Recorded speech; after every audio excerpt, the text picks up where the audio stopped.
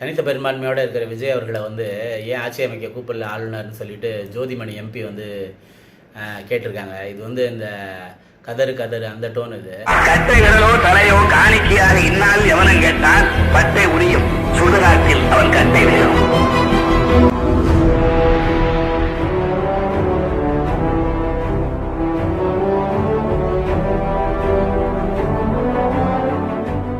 வணக்கம், Dravidian stock YouTube சேனலுக்கு உங்களை வரவேற்கிறேன். இந்த காணொலியை லைக் பண்ணுங்கள், ஷேர் பண்ணுங்கள், கமெண்ட் பண்ணுங்கள், சப்ஸ்கிரைப் பண்ணி பாருங்கள். காங்கிரஸ் எம்பி ஜோதிமணி வந்து விஜய் அவர்கள் வந்து தனித்த பெரும்பான்மையோடு இருக்கும்போது ஏன் அவர் ஆளுநர் கூப்பிடாம இருக்கிறாரு அதை கண்டிச்சிருக்காங்க. அதாவது இது வந்து எப்படி சொல்லணும்னா, 96 வந்து யாருக்கும் பெரும்பான்மை கிடைக்காத இடத்துல வந்து வாஜ்பாய் அவர்கள் வந்து தனக்கு தனித்த பெரும்பான்மை இருக்குன்னு சொல்லி கேட்டு சங்கர் தயாள் சர்மா கிட்ட போய் இது பண்ணப்போ அவர் ஆட்சி அமைக்க சொன்னார். ஆனால் வாஜ்பாய் அவர்கள் ஆட்சி அமைச்ச 13 நாளில் வந்து அந்த ஆட்சியை வந்து பெரும்பான்மை நிரூபிக்க முடியாமல் 13 நாளில் அந்த ஆட்சியோட முடிவு வந்துருச்சு. இது வந்து பிஜேபிக்கு நடந்தது. இதே பிஜேபியை இன்னொரு டோனில் காங்கிரஸ் டீல் பண்ணுச்சு. எடியூரப்பா வந்து 2006 வந்து இதே மாதிரி கர்நாடகாவில் தனித்த பெரும்பான்மையோட ஆட்சி அமைக்க உரிமைக்கு வரனப்ப அப்போ இருந்த காங்கிரஸ் ஆளுநர் வந்து அதை மறுத்துட்டார். அந்த ஹிஸ்ட்ரியோட ரிட்டர்ன்ஸ் தான் இப்போ வந்து பிஜேபி கையில் ஆளுநர் இருக்கும் பொழுது தனித்த பெரும்பான்மையெல்லாம் கேட்க முடியாது, மெஜாரிட்டியோட லெட்டர் எடுத்துகிட்டு வான்னு சொல்லி விஜய் வந்து கேட்டிருக்காங்க. காங்கிரஸுக்கு ஒரு விஷயம் தெரியவே மாட்டேங்குது. காங்கிரஸுக்கு தமிழ்நாட்டில் என்ன இடம் இருக்குங்கிறதே காங்கிரஸுக்கு தெரியல. 67ஓட காங்கிரஸோட கதை முடிஞ்சு போச்சு. அன்னையிலேருந்து இன்றைக்கி வரைக்கும் காங்கிரஸ் வந்து அதிமுக முதுகுலையும் திமுக முதுகுலையும் ஏறி தான் சவாரி செஞ்சுருக்கு. நீங்கள் இன்றைக்கி டிவிகேவோட எம்எல்ஏஸை பற்றி ஒரு கருத்து பொதுவாக சமூக ஊடகங்களையும் பொதுவெளிகளையும் பயன்படுத்திருக்கு. எந்த எம்எல்ஏ டிவிகேவோட எந்த எம்எல்ஏவும் யார் என்ன, அவன் முகம் என்ன, அவனோட பேக்ரவுண்ட் என்ன, அதெல்லாம் எதுவுமே தெரியாது. எல்லோரும் போய் டிவிகேக்கு எப்படி ஓட்டு போட்டாங்கன்னா விசில் சின்னம் விஜய் கட்சி, இது 2 தான் அவங்க போட்டது. அந்த சேம் கதையை கிட்டத்தட்ட 50-60 வருஷமாக காங்கிரஸ் வந்து தமிழ்நாட்டில் மெயின்டைன் பண்ணுது. கை சின்னம் அது வந்து ஒன்று திமுக ஆதரவு இல்லைன்னா அதிமுக ஆதரவு. அதில் பெரும்பான்மையான கூட்டணி வந்து திமுகவோட தான். திமுகவோட உதயசூரியன் திமுக கூட்டணி கை சின்னங்கிறத வச்சு காங்கிரஸ் பல காலமாக வாழுது. இடையில் வந்து தமிழ் மாநில காங்கிரஸுங்கிற பேரில் சைக்கிள் சின்னத்தில் கொஞ்ச நாள் காங்கிரஸ் ஓட்டி அப்போயும் எம்பிக்கெலாம் இருந்தாங்க. இன்றைக்கி நீங்கள் வந்து தமிழ்நாட்டோட ஹிஸ்ட்ரியில் எடுத்துக்கிட்டிங்கன்னா தமிழ்நாட்டோட காங்கிரஸ் எம்பிக்களோட பேர் கரூரில் வந்து ஜோதிமணி, அப்புறம் அதுக்கு முன்னாடி திண்டுக்கல்ல என்எஸ்வி சித்தன், கடலூரில் அழகிரி, சேலத்தில் வந்து தங்கபாலு, திருச்சியில் திருநாவுக்கரசர், விருதுநகரில் மாணிக்கம் தாக்கூர், கன்னியாகுமரியில் வந்து வசந்தகுமார், விஜய் வசந்த், அதுக்கப்புறம் டென்னிஸ்னு ஒருத்தர் கன்னியாகுமரியில் இருக்கார். அவரெல்லாம் உங்களுக்குலாம் தெரிஞ்சிருக்க கூட தெரியாது. பிவி ராஜேந்திரன், மணிசங்கர் ஐயர், சுதா, இவங்கெல்லாம் மயிலாடுதுறையில் நின்றுருக்காங்க. உங்களோட எல்லாம் முகமோ அவங்களோட பேரோ அவங்களாம் வந்து காங்கிரஸ் எம்பியாக இருந்திருக்காங்களா அப்படின்ட்டு. திண்டுக்கல்ல என்ன சித்தன்னு ஒரு ஆள் இருக்கார். அவர் முகரக்கட்டையை கூட பார்த்துருக்க மாட்டாங்க யாருமே. அவர் அது வந்து பாடி ஷேப்பிங் சொல்லலாம். அவர் முகரமே நசுங்கி போன சொம்பு மாதிரி தான் இருக்கும். இந்த காங்கிரஸ் எம்பிக்கள் வந்து இத்தனை ஆண்டு காலமாக திமுக முதுகுலையும் அதிமுக முதுகுலையும் திமுக முதுகில் தான் அதிகமாக காங்கிரஸ் எம்பிக்கள் வேணுகோபால் இப்போ சொல்லிக்கிட்டே போகலாம். திருவள்ளூரில் வந்து ஜெயக்குமார், இப்போ வேணுகோபால், அதுக்கப்புறம் மரதம் சந்திரசேகர், இப்போ சசிகாந்த் செந்தில், இந்த மாதிரி பட்டியல் போயிட்டே இருக்கும். இவ்வளோ காங்கிரஸ் எம்பிக்களும் பாராளுமன்றத்துக்கு திமுக மூலமாக போயிருக்காங்க. அங்கே போய் இவங்க ஒரு வலிமையான உரை கூட நிகழ்த்தினதில்லை. இன்றைக்கி திமுக எம்பிக்கள் வந்து பிஜேபி கவர்மெண்ட்டை அலற விட்டுருக்காங்க. ஆராசா, கனிமொழி அவர்கள், திருமதி கனிமொழி, அப்புறம் வந்து அருண் நேரு, அப்புறம் சு வெங்கடேசன், இந்த மாதிரி கம்யூனிஸ்டோட சு வெங்கடேசன், இந்த மாதிரி திமுக எம்பிக்கள் சொல்லிக்கிட்டே போகலாம். அவ்வளோ பேரும் கலாநிதி வீராசாமி, தயாநிதி மாறன், இவங்கெல்லாம் திமுக எம்பிக்கள் அவ்வளோ பேரும் பாராளுமன்றத்தில் திமுகவோட குரலை ஓங்கி ஒழிச்சிருக்காங்க.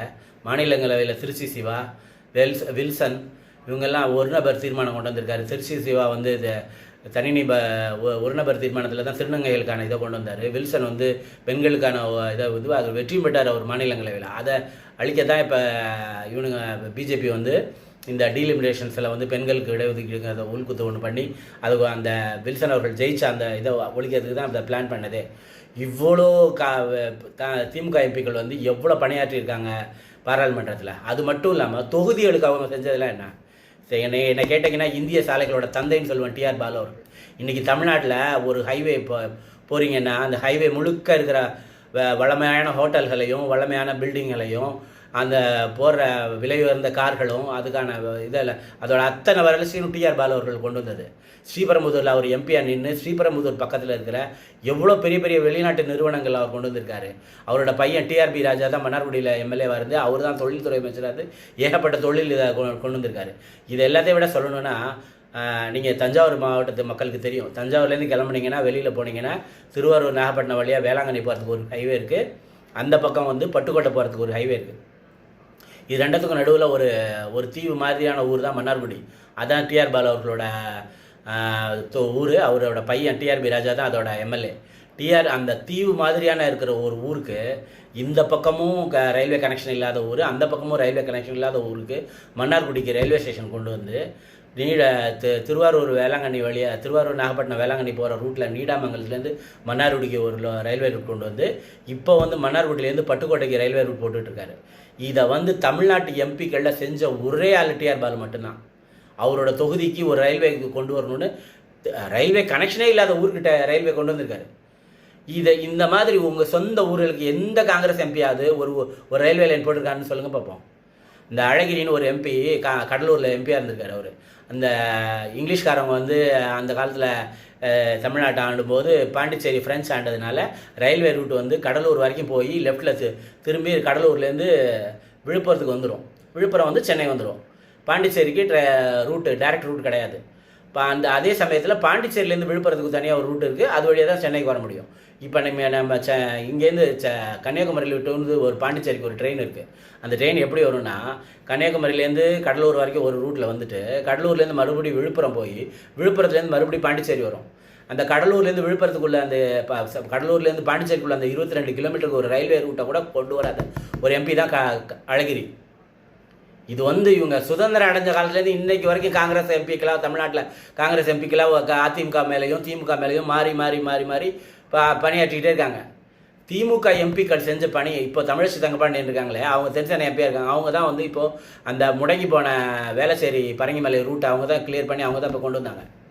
தமிழ்நாட்டோட மெட்ரோ ரயில் திட்டத்தை வந்து கொண்டு வரதில் நிதி பெறுறதில் இதிலெல்லாம் தமிழ்நாட்டோட எம்பிக்கள் எவ்வளோ பணியாற்றியிருக்காங்க. அந்த தொகுதியோட சொந்த ஊர்கார் எல்முருகன், அவர் ஒரு தடவை கூட எம்பி இப்போ நீலகிரியில் ஜெயிக்கல. பெரம்பலூர்கார் ராஜா போய் ஊட்டியில் ஜெயிக்கிறார். எப்படி நீலகிரிக்கு அவ்வளோ திட்டங்கள் கொண்டு வந்திருக்காரு. அதனால் ஒரு எம்பி தொகுதிக்கு வேலை செஞ்சு அந்த மாதிரி அந்த மக்களுக்கு எவ்வளோ நல்லது செய்யணுமோ அதெல்லாம் செஞ்சுருக்காங்க திமுக எம்பிக்கள். இதே சந்தர்ப்பத்தில் தான் காங்கிரஸ் எம்பிக்கள் போய் காங்கிரஸுக்காக பணியாற்றுறாங்க. வெறும் எம்பி சீட் வாங்கிட்டு போய் பார்லிமெண்ட்டில் பெஞ்சு தேய்ச்சி வந்துடுவாங்க. பார்லிமெண்ட்டில் பேச மாட்டாங்க, ஊரில் இருக்க எந்த இதுக்கும் நன்மைகளோ எதுவுமே செய்ய மாட்டாங்க. காங்கிரஸுக்காக இப்போ இந்த 16 வருஷமாக காங்கிரஸ் தமிழ்நாட்டில் திமுகவோட கூட்டணி போட்டிருக்காங்களே, திமுக எத்தனை மாநாடு போட்டிருக்கு, விசிக மாநாடு போட்டிருக்கு, தேமுதிக மாநாடு போட்டிருக்கு, எவ்வளோ மாநாடு போட்டிருக்கு. காங்கிரஸ் என்னைக்காச்சும் ஒரு மாநாடு போட்டிருக்கா? காங்கிரஸ் என்னைக்காச்சும் ஒரு போராட்டம் நடத்தியிருக்கா? காங்கிரஸ் என்னைக்காச்சும் மக்களுக்காக வந்து நின்றுருக்கா? திமுக முதுகில் ஏறி பல வருஷமாக இது பண்ணிட்டு வந்திருக்காங்க. இதுலேயும் ஒரு உள்குத்து ஒன்று இருக்குது. காங்கிரஸோட கூட்டணி போட்டிருந்த ஒரே காரணத்துக்காக ராஜீவ்காந்தி மரணத்தை வச்சு ஜெயலலிதா ஆட்சிக்கு வந்துச்சு. அதே காங்கிரஸோட கூட்டணி போட்ட ஒரே காரணத்துக்காக முள்ளிவாய்க்கால் படுகொலை காரணம் காட்டி திமுக ஆட்சியை இழந்துச்சு. காங்கிரஸ் 2 தடவை நேரடியாகவே திமுகவோட ஆட்சியை கலைச்சிருக்கு. ஏற்கனவே ஒரு தடவை மிஸ்ஸா கொண்டு வந்தப்போ கலைச்சிருக்காங்க. அதுக்கப்புறம் பின்னணியில் ராஜீவ்காந்தியை வச்சுட்டு சந்திரசேகர் ஒரு தடவை திமுக கலைச்சிருக்காரு. இத்தனை இப்போ வழிகளையும் தாங்கிக்கிட்டு இத்தனை தடவை காங்கிரஸ் முதுகுல குத்துனதையும் தாங்கிக்கிட்டு தான் காங்கிரஸோட திமுக கூட்டணி வச்சிருந்துச்சு. இப்போ 10 வருஷம் மன்மோகன் சிங் ஆட்சியை காங்கிரஸ் தான் தாங்கி பிடிச்சிச்சு, திமுக தான் தாங்கி பிடிச்சிச்சு. 5 வருஷம் வாஜ்பாய் அரசை வந்து திமுக தான் தாங்கி பிடிச்சிச்சு. திமுக எத்தனை நேர்மையான அரசியல் செஞ்சுருக்கு இந்த மாதிரி இடத்துல எல்லாம். காங்கிரஸோட 10 வருஷம் ஆட்சியை வந்து திமுக தாங்கி பிடிக்கலையா? ஆனால் இன்றைக்கி அந்த கல்யாண வீட்டில் விருந்துக்கு சாப்பிட போய் அந்த எச்சு காயறதுக்குள்ளார எதிரி வீட்டில் போய் உறவு கொண்டாடின மாதிரி கொண்டு போய் டிவிக்கையில் போய் கூட்டணி போடுறீங்களே, அவங்க வந்து உங்களை மதிச்சு உங்கள் வீட்டுக்கு வரல, உங்களை கூப்பிடலை, எதுவுமே செய்யலை. இதெல்லாத்த விட தனிப்பட்ட முறையில் காங்கிரஸ் தலைவர்களுக்கு திமுக எவ்வளோ நன்மைகளை செஞ்சுருக்கு. கலைஞர் அவர்கள் வந்து உடல்நிலை சரியில்லாத பொழுது இந்தியாவோட அவ்வளோ பேரும் வந்து கலைஞர் அவர்களை சந்திச்சாங்க. மோடி சந்திச்சார். ஆனால் ராகுல் காந்தி ஒரு தடவை கூட வந்து கலைஞரை சந்திக்கவே இல்லை. வீட்டில் அவரோட கடைசி ஹாஸ்பிட்டலைஸ் ஆராட்டத்துக்கு வரைக்கும் வரவே இல்லை. அப்போ தான் ஹாஸ்பிட்டலில் இருக்கும்போது தான் ஒரு தடவை வந்தார். ஆனால் ஜெயலலிதா ஹாஸ்பிட்டலில் வந்து பார்த்தாரு ராகுல் காந்தி வந்து அப்போது இதே மாதிரி கூட்டணி கட்சி மேடைகளில் வந்து பொறுப்பாக கலந்துக்கிட்டு ஒரு தடவை கூட பிரச்சாரத்தில் கலந்துக்கவே இல்லை. இப்போ கூட இந்த டிவிகேவோட கூட்டணி போகிறதுங்கிற ப்ளே ஆடினதில் அந்த கூட்டணியையும் ஒழுங்கு அமைக்கலை, வேட்பாளர்களையும் சரியாக அறிவிக்கலை, கடைசி நேரத்தில் இந்த பிரச்சாரத்துலேயும் வந்து எந்த இதுலேயும் கலந்துக்கவே இல்லை. இந்தியாவில் எந்த ஒரு அரசியல் கட்சி தலைவரும் ராகுல் காந்தியை பிரதமராக ஏற்றுக்க தயாராக இல்லாதப்ப திரு மு.க. ஸ்டாலின் அவர்கள் வந்து ராகுல் காந்தியை பிரதமராக அறிவித்தார். ஆனால் இதெல்லாம் வந்து நல்லா தெரிஞ்சிருந்தோம். அன்னைக்கு காரியம் ஆகிறதுக்காக மு.க. ஸ்டாலினோட பிரதர்னு சொல்லிட்டு ராகுல் காந்தி என்னென்ன பிளேயெல்லாம் ஆடணுமோ இப்போ நான் சொல்கிறேன். சொன்னால் பாருங்க மோடி ராகுல் காந்தி பப்புன்னு, அந்த பப்பு தான் இந்த மாதிரி சில்லற பயல்கள்கிட்ட போய் கூட்டணி வச்சுருக்காரு ராகுல் காந்தி. இனி வரும் காலங்கள்லையும் ராகுல் காந்தி வந்து டிவிக்கோட கூட ஒளிஞ்சு போங்க. உங்களை இத்தனை வருஷமாக முதுகில் சுமந்து அதனால தான் இந்த 2002G வழக்கும் அந்த முள்ளிவாய்க்கால் படுகொலையும் காரணம் காட்டி ரெண்டுத்துக்குமே காங்கிரஸ் தான் காரணம். அந்த இடத்துல திமுக ஆட்சி இழந்ததுக்கான மிக அருமையான ஆட்சியை கொடுத்துருந்தார் கலைஞர். ஆனால் அந்த ஆட்சியை இழந்தது காரணம் வந்து காங்கிரஸ் தான். இந்த முள்ளிவாய்க்கால் படுகொலையும் இந்த 2006 2G வழக்கு விஷயங்களையும் காரணம் காட்டி தான் அன்றைக்கி தமிழக மக்கள் வந்து திமுக தோக்கடிச்சாங்க.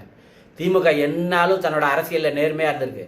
திமுக எப்படியாப்பட்ட கட்சியாக இருந்திருந்தாலும் கூட்டணி கட்சி தலைவர்களோடையும் கூட்டணி வைக்கிறதுலையும் கூட்டணி உறவு முறைகள்லையும் கூட்டணி தர்மத்தையும் மிக அருமையாக பாதுகாத்துருக்கு. பிஜேபியோட கூட்டணி வச்சப்போ கூட நீங்கள் 370 கை வைக்கக்கூடாது, சிவில் கோடு காமன் சிவில் கோட்டில் கை வைக்கக்கூடாது, ராமர் இது பண்ணக்கூடாதுன்னு மினிமம் காமன் ப்ரோக்ராமோட டிஎம்கே கூட்டணி வச்சுச்சு. தன்னோட கூட்டணிக்கும் பங்கம் வராமல், தன்னோட கொள்கை கோட்பாடுகளுக்கும் பங்கம் வராமல் அரசியல் செஞ்ச ஒரு கட்சி திமுக. இத்தனை அனுபவிச்சுட்டு கையில் ஈரம் காயறதுக்குள்ளார போய் காங்கிரஸோட கூட்டணி வைக்கிறீங்க. உடனே எடுத்தனாலே இப்போ திமுகவோட கூட்டணி வைக்கிறீங்க. இப்போ ஜோதிமணி வேறு உடனே வந்து நீங்கள் வந்து ஏன் வந்து பெரும்பான்மை அமைக்கிறதுக்கு பெரும்பான்மை என்னது அது இருக்கும்போது எதுக்கு டிவிக்கு கூப்பிட மாட்டேங்கிறாரு ஆளுநரை கண்டிக்கிறீங்க? இதை தானேப்பா நீங்கள் எடியூரப்பாவுக்கு செஞ்சீங்க.